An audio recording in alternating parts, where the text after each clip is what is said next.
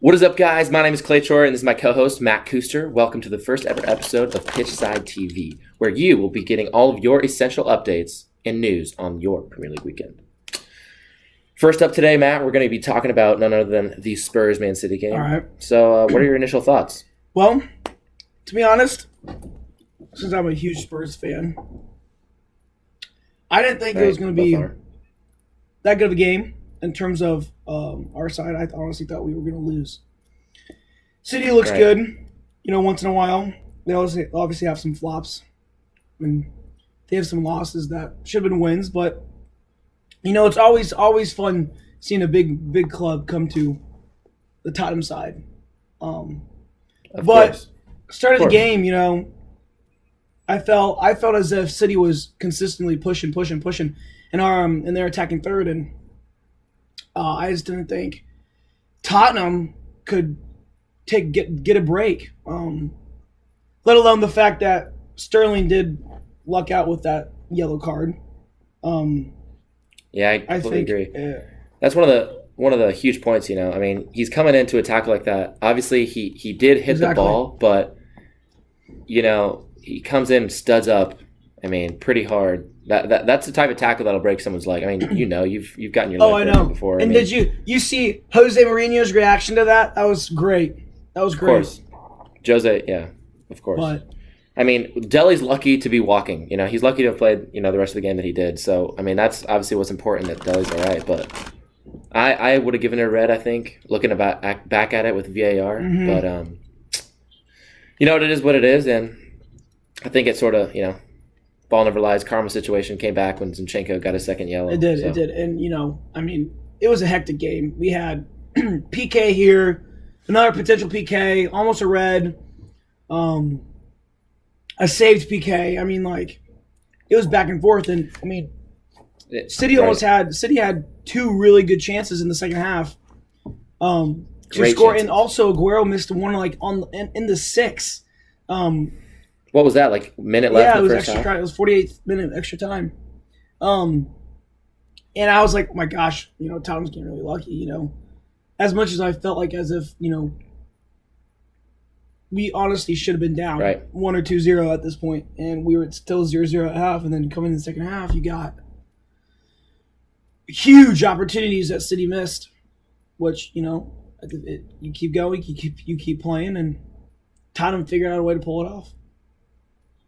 Yeah, 100%. Starting from the beginning, let's talk about the lineup. So we see Steven Bergwijn starting. How do you feel about that? I mean, he's practiced 2 days with the club, maybe? When I first heard about the signing, I was thrilled. He's a good young player. I think he's 21 or 23. Right. He's super young. And, so many people want to play under Jose. And getting him in, I think, was huge because he also can play central. Back at his old club, PSTV, in the Dutch league, he I think he played out wide, but he sometimes pushed the middle a lot. And yeah, he played. I noticed that he played right, left, and cam. And during the game, I know Son and Bergwijn flip-flopped. Son originally started on the right, I believe, and switched to the left. I think in the second half. Yeah. But anyways, I think I want him to be more involved in the attack. I feel like he's too kind of hanging on the left side or the right side. I kind of agree. I feel like his finishing, like we saw today, you obviously saw with that glorious finish. I feel like he could be the finisher that replaces Harry Kane until April. Oh, yeah. Till he's able to get back. And so. It's remarkable the impact he had on the game. It's like Ndombele had the impact against Aston Villa when he put his debut and he scored. Or second. Right. And, it gets that little, that little umph to get the team all excited of, we got this. It's only 0-0 still. But, that finish was remarkable. And, unbelievable. It was a perfect way to capitalize after a red card. I know. And, let's not give Bergwijn all the glory. I'm not going to lie. Lucas, for seeing that pass. Great oh my vision. God. That's just what you get with Lucas, honestly. I feel like he kind of – obviously it was a debut goal for Bergwijn. I don't want to take any of that away from him. But that pass was, Very high IQ from him. And it was another thing. Yeah, go ahead. I was just gonna say that it also actually all started with Bergwijn. He actually got the corner kick just from work rates. Yeah, you're right. He did. So, he did. He actually took. I'm pretty sure he took the short corner too, played it out, and then he kind of ran inside after it was crossed. But great way to get a first goal. Yeah, I mean, it's now February 2nd, so we got. I mean, transfer window's closed. We have now Bergwijn, Bruno Fernandez, and we permanently signed Lo Celso. Obviously, I think Lo Celso is going to grow into his role at Tottenham. Kind of like Eriksen did, almost. I kind of could see him even doing better in a way. Well, Lo Celso, the way I look at him is he's very, very small and agile. He's all over the place, yet he's got remarkable technique, and his technical ability on the ball. I mean, it took him a little bit. Don't get me wrong; it's taken him a little bit to get into the Premier League Tottenham role.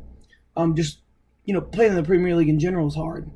Very competitive, very physical. And with his size in that position, I mean, it's pretty. I think he will turn into potentially even a better version of an Eriksen. Eriksen, I felt like was more of an attacking.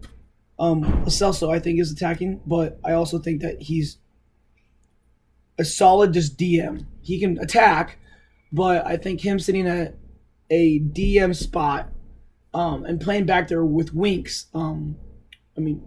He showed today that against one of the best teams in the world that he can perform there.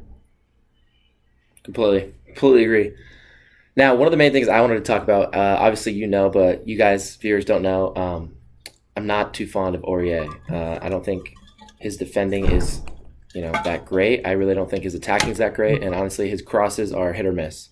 Every once in a while, he'll hit a worldly cross, and obviously we'll finish it, but you can't just have a player that hits a good cross one every 20 times. Yeah. And I get frustrated time and time again because, when he's on someone's back in the box defending them, it's almost always going to be a PK. And you saw it today with Sterling. I mean, we got lucky at first. He didn't call it.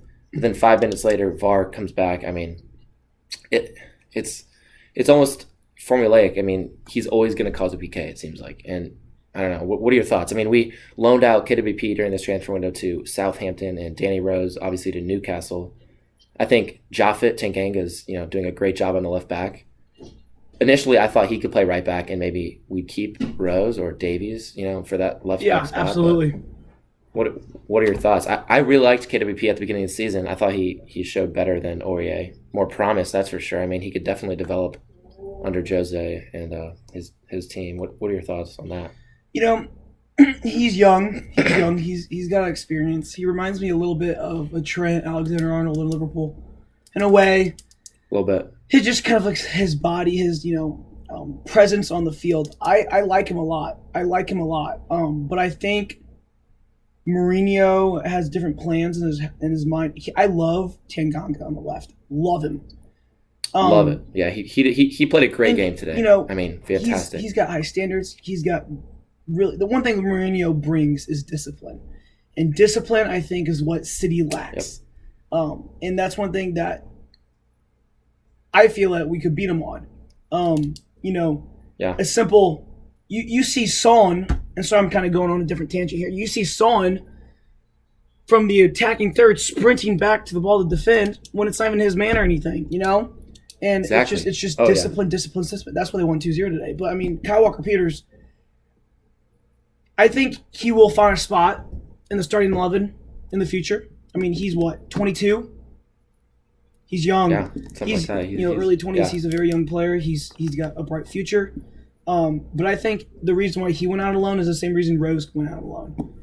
Get him playing time, get him out there, just still kind of active, still playing in this competitive league. And then by the time, when the transfer window opens back up in the summer, I think Kyle Walker-Peters could potentially see the starting 11. And if not, the bench can come back on. I don't know. We'll see. I agree. I mean, I get, it's good. At least he's getting minutes and stuff like that. He's not just sitting at Tottenham. on the bench, so he'll get first team experience, especially in the Prem. I mean, Southampton, they're not a bad squad right now. I mean, they're definitely fighting, but I think he'll get some good experience there. Another thing is, transfer window closed. Last 3 or 4 days, there's rumors all over the place. We have Olivier Giroud. I mean, are we going to get him? Are we going to get Piatek from Milan? Are we going to get Bale back? I mean, there's all these rumors always, especially with Tottenham. There's always rumors with us. But why were we not able to get a striker? Like, what is up with that? I think it's tough, especially when you got the last 48 hours, 72 hours of the window, and you got so much going on your plate, so much It's tough to. Right. I think the main reason why we didn't get a striker is because I think Mourinho felt as if, we could push Dele up in that role, or Son in that role, or even Bergwijn now in that role. I mean, I know Kane is a center forward who just holds the ball up as a target man. That's his positioning. Completely. I mean, don't get me wrong. I think you could play him as a striker instead of as a target forward. I think he still do well, but I think I don't think he'll be out too long. I mean, if he does, I honestly think that we can still perform without him, like we did today against Man City. So I don't feel like, or I mean, I guess Mourinho decided to not go ahead with it because at the same time, the moment you do sign somebody, you do promise them whether they're going to play or not, their positioning on the team. And I don't think that Mourinho could promise a role to any of those strikers.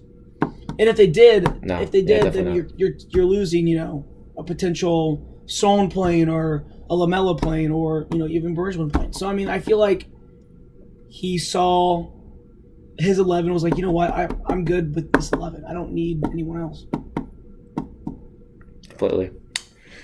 And honestly, I think Bergwijn can step into that striker role, kind of like what I said. You see that finish today that he had. It's just so composed. Yeah. He's not nervous at all. He takes it down one time. No bounce, complete volley, great finish. And honestly, if we put him up top, I think he could do that a lot more for us. You know what? I agree. Like you said, I feel like he was a little distant from the play and kind of could have helped out more if he was not on the wing. But yep. All right. So. Overall, City game, I thought, Are you recording yourself? City had the best of us the majority of the time. I think they had 18 shots total. They did. And we had 3. 5 of them were on target. So, what does that say about City or us? I'm not really sure. But, man, I thought it was just a matter of time before City scored. Finally, once they got that red card, though, I think the whole play pivoted. And we were the Spurs that, me and you grew up watching. We started watching was, they go all out attack on the counter. You don't know what's going to happen. They're going to score. Immediately when Ndombele came on, he made an impact. He's got to be a starter, I think. I agree. In the future, I think him and Lo Celso, I hate to take Winks out because he's just such a great classic player. But Ndombele, he's huge. The way he drops his shoulder, the way he dribbles and is able to open space and create space out of seemingly nowhere is unbelievable. Unbelievable. So he kind of reminds me of Moussa Dembele in that aspect, what he used to do, the way he dribbled. You're like, oh boy, he's going to lose it, he's going to lose it. And somehow he doesn't. But he had that great ball to Son and great finish from Son. Oh yeah. One thing you look at is, we're getting better depth, Seeing him not even start, I was shocked that he wasn't starting. Because I think he, like you said, creates space so well, and he does. And his vision is remarkable. Right. For how young he is as well. Back at Lyon, he was a remarkable player. I would pay 70, 80 mil for him, and I know we paid around 70 for him. But yeah, another thing that you look at is we have a lot of depth when it comes to the midfield. Towards the end of the game, you saw Dyer, Lo Celso, Winks. Was that, I think that Lamella. You had. I saw Ndombele pushing the ball up top. Like we have so much depth in the midfield, and we also have Bruno Fernandez on the bench on the loan. I think. Right. Yeah. He didn't even. He'd be a great person to play. He's got Champions League experience with Benfica. so that's not an issue. He's young, which is perfect, and who knows, we might end up signing him after his loan's out, and ended up I think being a $4 million loan, 3.8, right? Which I think at the end of the day, like, you know what, you might as well take the chance. I mean, he is Portuguese. I mean, he probably knows Mourinho. Mourinho probably knows of him and stuff. So, yep. Yeah, I think our midfield is great. I think our starting squad looks fine. But one thing I wanted to bring up was the performance of Dele Alli. Recently he's got under all comps under Mourinho, he's got 6 goals and 3 assists. And he was pretty asleep in the league last year and the year before that. Completely. He had a breakout season a couple years ago. He did. Last 2 years, it was. Yeah, and so coming to this season, being under Poch for a long time, and then Poch all of a sudden getting sacked, and now we have the Mourinho effect. What do you think, or why, I should ask, why do you think Dele Alli has performed the way he does now than he did in the past? It's tough. I think you see this issue all over the world. Dele, when he came in, he had that breakout season. He was such a young player. I mean, he's still young, 21, 22 years old. But when you're that young and you come in and you're playing soccer, you're playing football because you love it. You love the game. You just want to play. You just want to play. And that's why you're so good, Mm-hmm. Getting into the professional game, there's a lot more stressors like wage and, starting spots and things like that can get into your head in that sort of aspect. So when we signed Dele and he came in, great season, great first season, so young, so lively. He just brought so much to the team, and I think Poch saw that, and Poch did a good job of facilitating that Mm-hmm. first season. But I feel like, and I think this happens a lot, I feel like because he was so young, Poch, not saying it was Poch, or his squad, I think he maybe put a little too much pressure on himself Mm-hmm. the next couple of Mm-hmm. years. And, I think, honestly, I could see if Poch putting that pressure on him as well. I mean, he's one way one season, and every season after that, fans expect you to get better. The fans, the supporters, the club, the manager, they expect you to only improve. And, when you have such a good season at such a young age, it's tough, man. I mean, these guys, when they come in, especially, you see it nowadays. I mean, Erling Haaland right now, he's having a great career right now at Salzburg and now at Dortmund too. I mean, João Felix, he even said it himself, he made a great move this summer to Atletico, but he said, he said, I remember seeing why I was so happy now. He used to be so happy. And, that's not saying that he's not happy, but it's not a good thing, And I'll be curious to see how his next year is, and even Haaland's next year is. I mean, it's crazy. All these young players throughout the game and throughout this last couple of years. I mean, you look at Mbappe too. Obviously, Mbappe's had a great couple seasons, so he's kind of an outlier. But I think these young players nowadays are being put into so much pressure to perform so well because they are so good. I mean, Jadon Sancho, João Felix, Mbappe. I mean, even Dele was an example at his age when he first came in. So I mean, your question too. Why did he have a couple down years and what changed under Mourinho? I mean, I remember first session Mourinho had, he came up to Dele, he said, "Are you Dele's brother?" He goes, "No, I'm Dele." And he goes, "Well, then play like Dele." And I think that just kind of came back to Dele, a little relaxation. A new manager, it's a new clean slate. You have no expectations really, other than yourself. He's got to have fun again. And honestly, it looks like he's having fun again. I mean, today, I think is a bad example because after the Sterling challenge, I think he was hurting a little bit, but he played on. And eventually he came off, which I think was probably the right move. But, I mean, like I said, I think Mourinho offered him a chance to sort of reset, give him a reset. And obviously he's benefited under that. I mean, you look at all he's done, 6 goals, 3 assists under Mourinho so far. It's pretty good, and I'm excited to see what he has to, give the rest of the season. For sure. He's gonna turn into a leader of Tottenham, and I think that's very good for us and him as a club. He's just got to remain confident in himself and focus on having fun. That's huge. Absolutely. I mean, overall, great player. Played well today in Man City. Tottenham got the win. Sit now in fourth place. Yes, sir. Fifth place with 37 points, and City's in third place or second place with 51. Second place with 51. Yeah. I think they're about 14 ahead of us right now. Chelsea's, I think, 4 ahead of us, which is a huge spot to be at, especially because we play Chelsea in the next coming game. Yeah, next game for Tottenham is going to be at Burnley, and then after that, 2 weeks away, we've got Champions League coming up soon, and also we see Chelsea, the Blues, take on the Spurs at Spurs Stadium.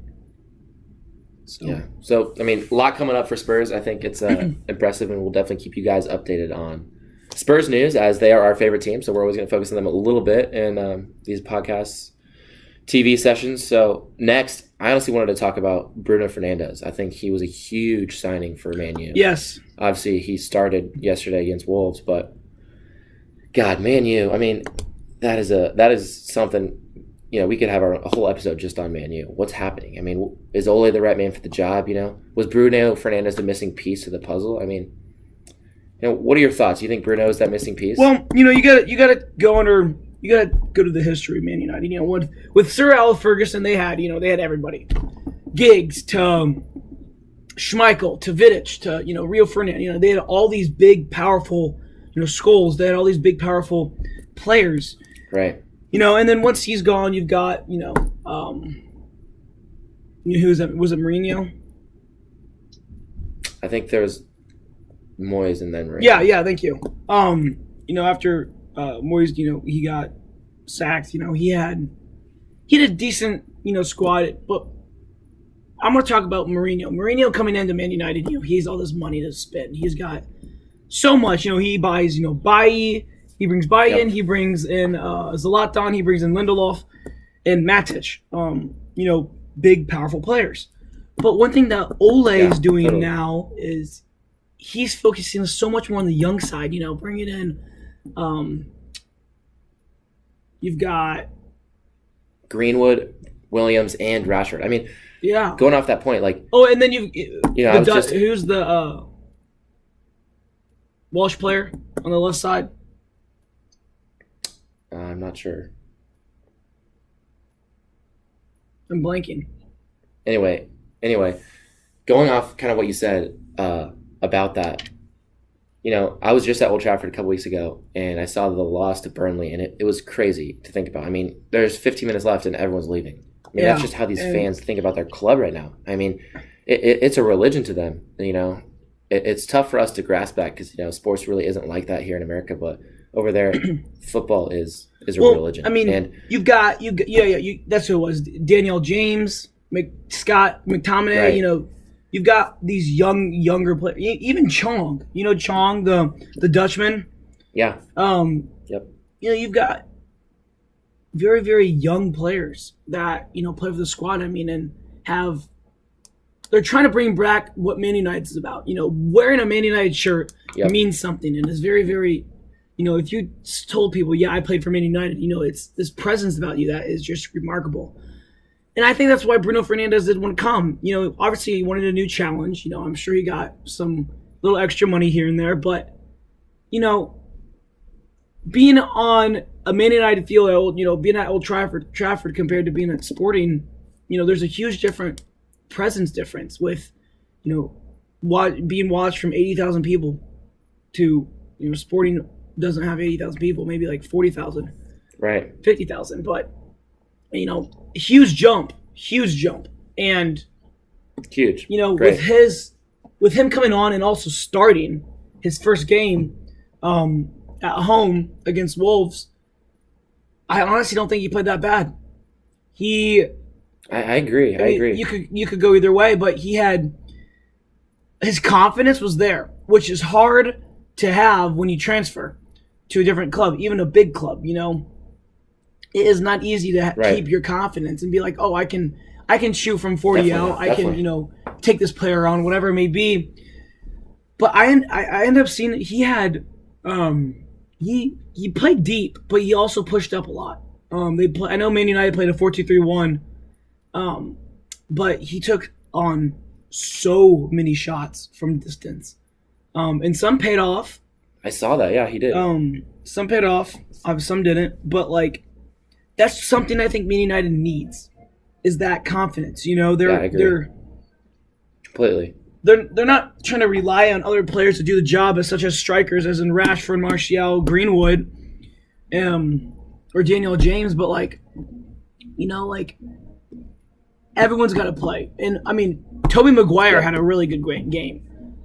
He wasn't letting anything by, and I ended up. Harry Maguire. Oh, I'm so sorry, Harry Maguire. That's my bad. Spider-Man had a great game. Tobey Maguire. Well, I was also thinking of Toby Alderweireld in my head. Being a Tottenham fan. But anyways, Harry Maguire, yeah, he did. I thought so too. I mean, you look back at their game against Tranmere Rovers, the FA Cup. I mean, Harry Maguire was up in the attack. I mean, he had a great finish. Did you see his goal against Tranmere? I mean, honestly, so going back to what you said, I think it's all about the youth. I mean, Man U is known for the youth academy. I mean, you look at the class of '92. That's where they came out of. Yeah. I think when Sir Alex got there, there was 2 scouts for Man United. First thing he did was change it to about 14. He wanted scouts, and he sent them all over England. Their youth club is going to be the piece to the missing piece of the puzzle, and that is why they were able to succeed. I mean, you got 7 guys in the class of '92 who played together growing up. Think of that chemistry they have, and then they come into the first team, and they bring that chemistry, they bring that energy, they bring everything that they needed, which is why they succeeded. It's not about having the most expensive player, bringing them in. And you look at under what Jose did and Moyes and things like that, and they were looking for a 1, 2 year, maybe 3 year fix. And that's not what it's about. You got to have it's a 10 year, 5-10 year, commitment to a club. Yeah. These aren't. It's a club. It's a community. It's a family. It's not just some business. I mean, and that's. Going back to what else I want to say is the Glazers. They are the American owners of Man United, which nobody is happy with in Manchester right now. When I was at the game a couple weeks ago, the Stretford End was chanting, "Stand up if you want the Glazers out." Wow. And the entire stadium stood up. And it's pretty powerful for a fan base to be that outspoken about something as simple as the owners. I think. Being American, they came in saying, this is a business opportunity. And they have made money. But they got to look at it as it's not just a business. It's a community and it's a family. And people's livelihoods and, everything like that, they depend on this. It's interesting. And I think right now, I mean, you look at this season, there's a lot of expensive players on Man United, Harry Maguire included. And you look at who is most successful this season, and it's been the youth of Man U. It's been Rashford, it's been Greenwood, and it's been Brandon Williams. I mean, all 3 players that they have brought up, So I kind of agree with what you're saying. You buy a couple players here and there to sort of fill in gaps, but you got to focus on that youth, especially if you're Man U. That's what they're about. That's what the fans want. That's what Ole is trying to do, I think. He wants that youth. He's trying to bring the youth back. And I think he's trying to do that because, Sir Alex Ferguson did the same thing, and I think that's what Man U's about. Completely. And speaking of Ole, I mean, I just watched this heated debate between Jamie Carragher and I don't remember who else it was, maybe Roy Keane, and they were arguing if Ole's the right man for the job, and man, it got heated. And honestly, I think he is. You can't just expect someone to come in 1 year, they're going to start winning like they did with Sir Alex. Yeah. You know what I mean? He's got to have time. When Klopp got to Liverpool, he got time. He had time. You need time to sort of commit to a plan, to a 4 or 5 year plan, like I said, and change the course of the club, not just change 1 year, not just win a trophy, And I think that's what Jose had too. I mean, you look at Jose, he only had a little over a year at Man U. He did. I mean, it's tough stuff. I think managers need more time. I think this whole modern day thing where managers are sacked after months or maybe even a year and a half, unless they're doing something that is so obviously objectively wrong, they should be given more time. It's unfair to any manager and even the team. It's hard on the team to go from manager to manager to manager. Each manager has their own philosophy, their own way they want to play, their own way they want to project their style. I mean, it's tough. So I think Ole is the right man for the job right now. I know that's a huge debate. A lot of people are saying Ole out, but I mean, he's just coming up on a year of being the permanent manager at Man United. Give him some time. I think he's got the right idea. He's not a Pep Guardiola right now. He's not a Klopp right now, but he could be, is what I'm saying. And I think it's important that they give him that chance. Yeah, no, I completely agree with that. I mean, it's, again, Premier League managing in general is just not easy, especially at a big club. Right, yeah. I mean, and you figured, with Tottenham and Pochettino that, he had everything. He had everything, good spot and everything. And next thing you know, he's sacked. So. Exactly. I mean, you look at Pochettino, he's a great example. When he came to Spurs, they were a top 7 team for sure. But for them to finish in the Champions League top 4 was going to be amazing. It was going to be great. And Pochettino turned the team into a team that expected to that. Yeah. Not just hope, but expect to be in the Champions League. And that's what he did. He had a 5-year plan, it ultimately worked. He had another plan, but obviously, all good things come to an end. But honestly, what he did is an example of what Man U need to be focusing on. I agree. Well, we got a little time left. One more thing to talk about, I think, and then we'll talk about what we're going to talk about next week. Quick little, I guess, most people are talking about this now, but, seeing Liverpool at 73 points and having 24 wins and 1 tie is pretty impressive. Going into the Premier League, I thought Man City was going to be winning it again with, having essentially 2 squads. Completely. But, one thing I wanted to real quick talk about is with Man City, or not Man City, with Liverpool, you've got overall really good starting 11. But what is something in Liverpool's squad you'd change? That's a tough one. Honestly, you look right now, I honestly don't know if there's anything I would change. I mean, you look at the way Klopp interacts with the players, which is huge. I think you look at the chemistry that they have. I mean, you got Mane, Firmino, Salah. Obviously, Salah's not having as breakout of a season as he did when he first came, but he doesn't need to because everyone is playing so well. Everyone is playing so well. And it comes back to that whole, I think, chemistry and the relationship with the manager. I mean, I was just in Liverpool, and there's a pub called Jurgen's. I mean, that's what it means to these people is there's a place that someone dedicated to Jurgen Klopp. What would I change? I mean, they're undefeated this season. Their only loss so far has been to Napoli in the group stages of the Champions League, which Napoli is a good side. I mean, Carlo Ancelotti, who was manager at the time, is a fantastic manager. He now is with Everton. But I'm not sure what I would change. The only thing I can think of is potentially another center back with Van Dijk. But even so, I think Matip is playing pretty well. Well, I know recently Joe Gomez has been back there. Yeah, that's true. Matip's been hurt. Actually, I think Joe Gomez is much better than Matip's been hurt. Yeah. But, their midfield, they're one, I don't know what's going to happen, obviously, in the transfer in the summer, but, there's big speculation that, Mane could go somewhere else. He could end up leaving. Right. Or even Salah could end up leaving. But, or even Firmino, if one of them does leave. Firmino is a very big sleeper. He's so big in the attack. He might not score, but he puts them in positions. He puts people in positions to score, such as, having 3 assists against Southampton. But, if Mane did end up leaving, do you think Liverpool would need to find a replacement immediately, or do you think they'll still be able to play like they do now? I honestly don't. I think those 3 they're pivotal. I mean, to me, I don't see Salah leaving because he's been at other clubs. He's been at bigger clubs. He's been at Chelsea, for example. I think right now he is thriving where he's at, and I don't think he could thrive the way he is right now anywhere else, to be honest. So I think that replacing any of those guys would be tough.